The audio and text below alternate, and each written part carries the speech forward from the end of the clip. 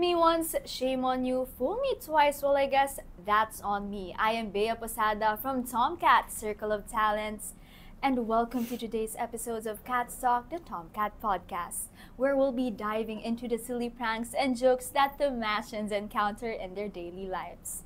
Have you ever orchestrated a prank or have you been on the receiving end of one? Minsan, hindi natin may iwasan na isiping, what if mga reality show lang ako or may mga reality show or nasa reality show lang ako? Lalo na kapag sunod-sunod ang mga nakakatawa o nakakainis na pangyayari. They say life offers a series of unfortunate events, but at the end of the day, it is these events that become stories we look back to and laugh at. So today, we'll be talking about these moments and how we take them in the stride as the Mashins. Joining us today is Andre Santos, a mischief maker who's had his fair share of pranks, mishaps, and unexpected plot twists. So, hi Andre! Hi, hello Bea, and hello everyone, and syempre to our Tomasian listeners. So, alam mo, my friends and I are really the type to goof around whenever we are together, and I say never a dull moment.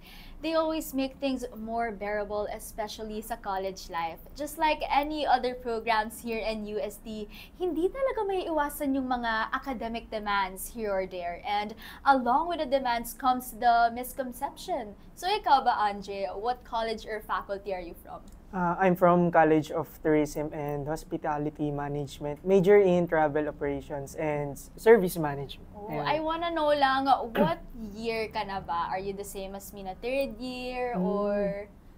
Same ako sa'yo na third year din ako. Ayan. Okay, so during your 3-year stay in the college or your faculty, in this case college, what misconceptions have you encountered so far? Kasi for sure, sobrang dami niyan.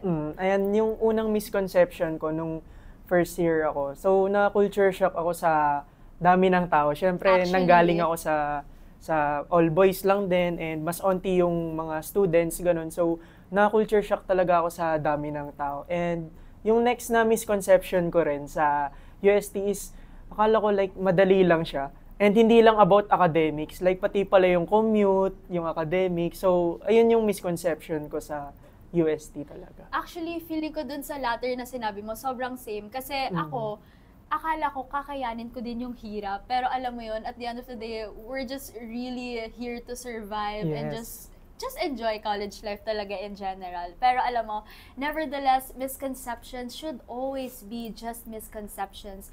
Don't let anyone define you and your capabilities. Like, try other things that's outside of your comfort zone and maybe, just maybe, you can discover more of yourself. And sabi nga nila, to you and also the audience who are listening here, if you are scared, then do it scared. And speaking of scared, the first time I set foot on the UST grounds, I was scared of what can happen and what will happen. Alam mo yun? Kasi yun nakwento ko nga sa'yo kanina na parang, syempre, lumaki kasi ako na introvert and lumaki ako na kilala ko na yung set of individuals na nakasama ko because with you, all boys ka, ako naman, I was in a private school na konti lang yung mga tao. So, I was used to growing up with people na ganun. So, very natakot ako going to UST. But of course, here we are today, di ba? And napapag-usapan na natin yon. So, ikaw ba, Andre, what were the emotions you felt when you were incoming freshman in your program? Nung una, syempre, na-pressure ako kasi syempre, college na siya. So, feel ko kasi parang ito na yung pinaka-last step bago tayo mag-work. Syempre, I definitely agree. Ayan. So, syempre, pressured na talaga ako. And at the same time, syempre, tinatry ko rin na enjoyin yung college. So, at the moment naman, na-enjoy ko na siya. Hindi na siya tulad, hindi na siya tulad nung first year, di ba, na parang, uy, UST, grabe, sobrang laking school, may makahalubilo kang tao na hindi mo kilala. So ngayon, naka-adjust na talaga ako since third year na naman. And that's really nice kasi alam mo yun, kapag third year or tired year ka tired na, alam mo year. yun, marami ka nang talagang makikita ng mga tao na parang nakasalumuha mo na at some point, hence may mga connection ka na talaga with them. And I think dun sa sinabi mo na college life, and eto na yung last stage rather natin when it comes to life itself, and working na tayo, diba? So parang nakakatakot siya, but at the same time, it gives you an excitement talaga. Yes. Ikaw ba, may mga thoughts ka pa ba with your aspect kanina, or may mga sentiments ka pa ba na gusto sabihin? Kasi ako, honestly, okay na ako at the moment as a third-year student. And I'm just really glad with all of the situation right now. Ako naman at the moment, masasabi kong okay na ako kasi kung ano yung nangyari na rin sa past, kumbaga ayoko na rin siya baguhin. I agree. Ganun. Kasi mas okay yung kumbaga nasa present na lang tayo. Kaya for me, right now, feel ko okay naman na ako and like comfortable naman ako sa kung nasaan ako ngayon. Ayan. And you know what? That's really good kasi once you come out of your comfort zone, alam mo yung sa una talaga malulungkot ka lang. But there's a sentiment nga na do it scared. And dun tayo, once we go out of our comfort zone, then we're gonna reach our comforts talaga. Yes. And I think we are here right now. And of course, panibagong comfort zone naman yung aayusin natin kapag graduate natin. So it's just really beautiful when you try to expound your horizon. So, Yes. ayun lang naman. Moving from the general sense of debunking the myths or stereotypes of your college, let us rewind to the clock to the time you were still in high school applying for various colleges. So, ikaw ba, Andre, how would you compare yourself when you were just applying for UST nung nasa high school ka pa? Ayan, so kapag i-compare ko yung applying sa UST compared sa high school, so nung sa high school kasi parang kaya mo lang mag-chill as a student, syempre. So kasama yung mga tropa, ganyan, mga best friends mo. And pagdating sa college, parang nag-iba na agad siya, nakaka-pressure na siya kasi yan, mag-a-apply ka na sa college, ganun. And ito na yung first step mo last step para magka-work ka. Ganun. So parang nakaka-pressure talaga siya sa akin. And ibang-iba siya sa high school kasi sa high school, inaatupag ko, puro laro lang, volleyball, basketball, and computer games, ganyan. And sa college naman, nung mag-a-apply na ako, iba na yun naiisip ko. Bukod sa academics, parang nagulat ako, bakit ko naiisip yung work na, ganun, bakit na ako nape-pressure. So, talagang ibang journey na yung na-feel ko nung applying na ako sa UST. Ayan. Parang transition na kasi talaga siya ng reality mo mismo And nagets talaga kita sa pressure kasi alam mo yon, may mga moments talaga na bigla na lang natin marirealize, may mga sudden realization nga na, oh my God, adult na talaga, papunta na tayo sa stage na yon. Ayoko pa. Actually, ayoko din talaga, but we have to embrace talaga kasi yung reality. And ako lang ba, pero kapag may mga nakikita ako na mas bata sa akin, or kapag nagtatanong sila na, ate, paano po to gawin? Or kuya, paano po to ilagay? Yung mga ganun. Tapos ikaw na yung pinagkakatiwalaan nila kung paano gawin yun. Parang nakakapanibago siya kasi usually ikaw yung mga ganun So may mga circumstance ka ba na ganyan? Usually, na-mention mo yung work. Syempre, may mga activities na ikaw mismo yung gagawa. Ganun. Actually, may mga ganyang experiences na rin ako. Syempre, doon muna tayo sa positive side. Sa una talaga, nakakatuwa. Pros and cons talaga siya. Pros and cons yan. Nakakatuwa kasi, parang isipin mo, dati bata ka lang. Tapos ngayon, parang pagkakatiwalaan ka na ng Exactly tao. My point. Yun din yung sinabi. Diba? Like, sila na nagpapatulong sa'yo. So, masarap talaga sa feeling na parang pinagkakatiwalaan ka nila. And at the same time, yung cons naman is, nafe-feel ko parang tumatanda na talaga ako. Totoo yan. Actually, diba? Mga back pains ko recently, parang mas madami pa akong mints, honestly. Talagang very hinahanap ko na yung mint ngayon. May mga mint inhalers ka ba? Yung mga meron na yung mga, diba? Yung mga salopas, yung mga ganyan. But okay, let's move on. Another point I want to talk about is the opposite naman. So, what were these realities you face now as a college student and a bona fide Thamasian? Were they different from what you expected? Siyempre, different talaga siya from what I expect. Kasi nung una talaga, akala ko about academics lang ako magfo-focus sa org. Tapos, hindi ko namamalayan na parang nag-engage na rin ako sa work. Actually. Ganun. So, iniisip ko nun na yung expectations ko dati na akala ko puro study lang to and tatapusin ko yung college ko ng study and orgs lang. Yun pala hindi. Like, kailangan mo magkaroon ng network sa maraming tao. I agree. You have to connect with people talaga for future. Yun talaga yung hindi ko ina-expect na kailangan mo gawin, kailangan mo makipag-usap. And at the same time, makakatulong din siya sa work mo kasi yun nga yung network para sa akin is, network siya. Yeah, and it really goes to show how we perceive our experiences as both an applicant and a bona fide Tamasian. And alam mo yun, wow, I really can see with our guest has to share when comparing their expectations and realities when first stepping foot on Tamasian soil. But before we wrap things up, I have one more thing that I want to discuss with you, and it would be those moments full of unexpected turns of events and plot twists.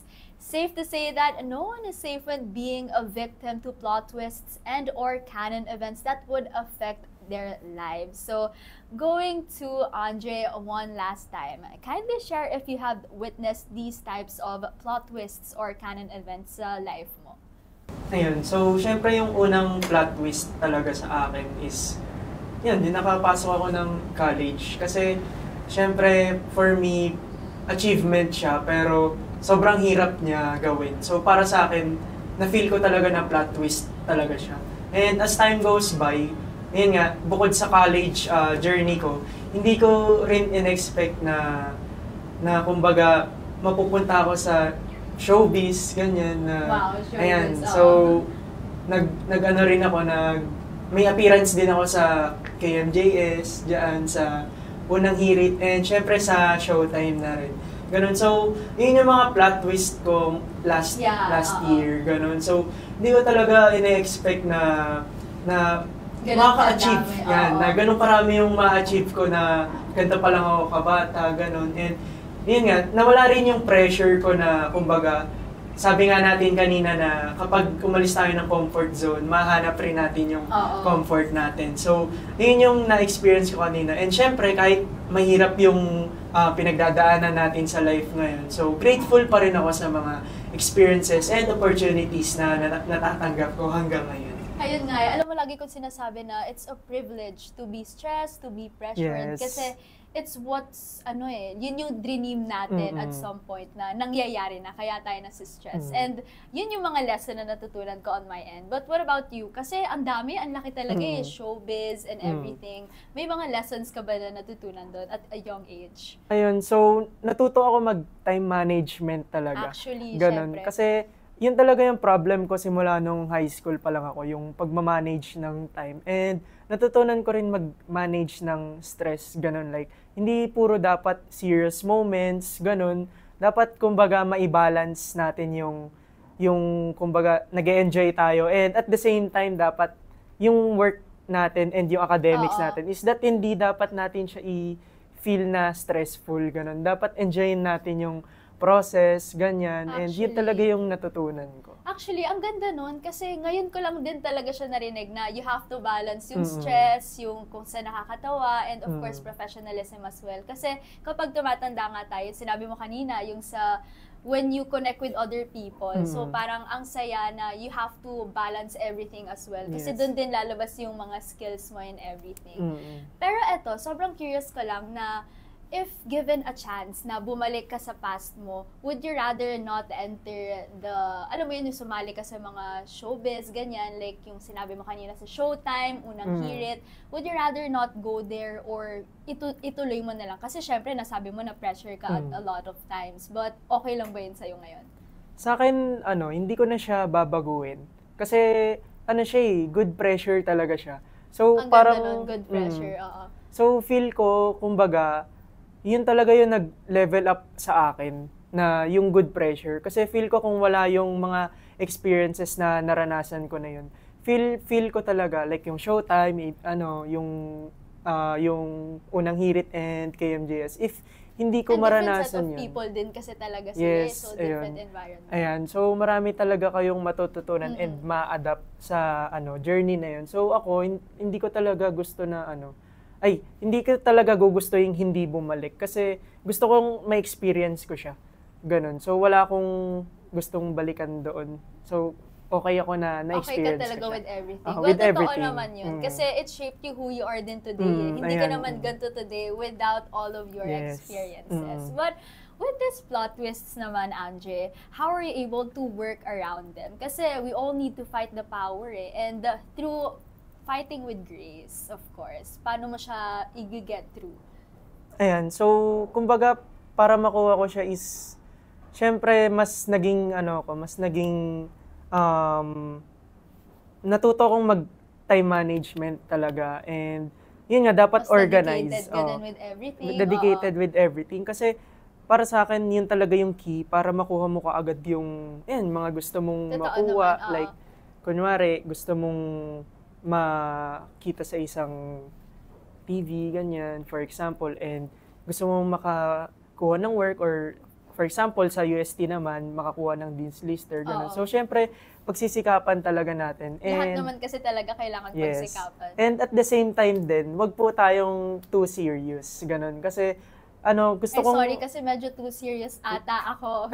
hindi So, naman. kailangan mag-let loose talaga. Ayan, let loose talaga, guys. Kasi, para sa akin, mas masarap pa rin gawin yung mga bagay na chill lang tayo, and at the same time, nagbe-benefit tayo doon. I agree talaga sa lahat. And as we have mentioned earlier, there are a lot of twists and canon events in life, especially in college life, that will make you pause for a while and think. These plot twists and canon events sometimes talaga mapapaisip ka na blessing in disguise pala siya, no? Yes. So, to everyone who is listening right now, always remember that twists and turns are proof of life. Ikaw, what is the most unexpected thing that happened to you that turned out to be a blessing? You can write it down in your journal or share it with us by tagging at TomCatUST, or simply just sit with it for a moment. And as we reach the end of today's episode, we would like to take this time to thank the whole team of Tomcat who helped bring this episode of Cat Talk to life. We truly appreciate all of the hard work, because this episode would not have been possible without your efforts. And of course, to our lovely guests, thank you so much for today. Do you have any last message or social media plugs before we go? And so, ang last message ko lang is, yun nga, tulad ng episode na to about pranks and jokes. So, chill lang tayo sa life, guys. Huwag natin sobrang seryosohin. Basta nagagawa natin yung mga dapat nating gawin. And sa social media accounts ko naman, you can follow me on IG and TikTok po. So, Andre, snts._. Ayun lang po. Ayan, so everyone, just follow him and check the life of chill lang na person. Yes.